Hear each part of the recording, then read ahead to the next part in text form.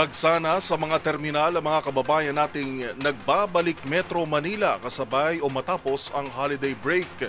Sa PITX, naitala ang pagdaan ng higit 3.2 milyong pasahero mula pa nang magsimula ang holiday rush.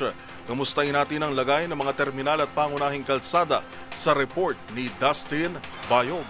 Patuloy pa rin sa pag-uwi ang mga pamilya at bakasyonista mula sa kanilang probinsya matapos sulitin ang mahabang break na nagdaang Pasko at Bagong Taon. Ngayong araw na kasi ang simula ng pagbabalik trabaho at eskwela ng karamihan, kung kaya dagsa pa rin ang ilang mga terminal ng bus dito sa Metro Manila.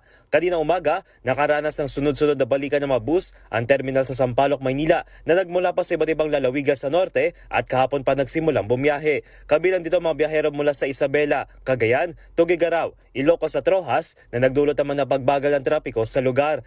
Samantala sa bahagi naman ng Parañaque Integrated Terminal Exchange o PITEX, dagsari ng mga nagsisipag-uwian simula pa noong Biyernes. Base sa pinakauling ulat, umabot na sa 3.2 milyong pasahero ang dumaan sa naturang terminal na magsimula ang holiday season.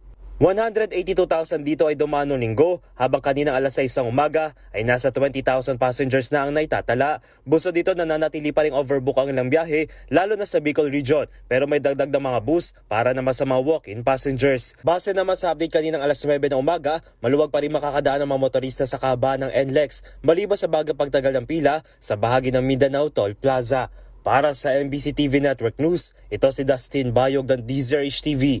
Una sa Pilipinas, una sa Pilipino.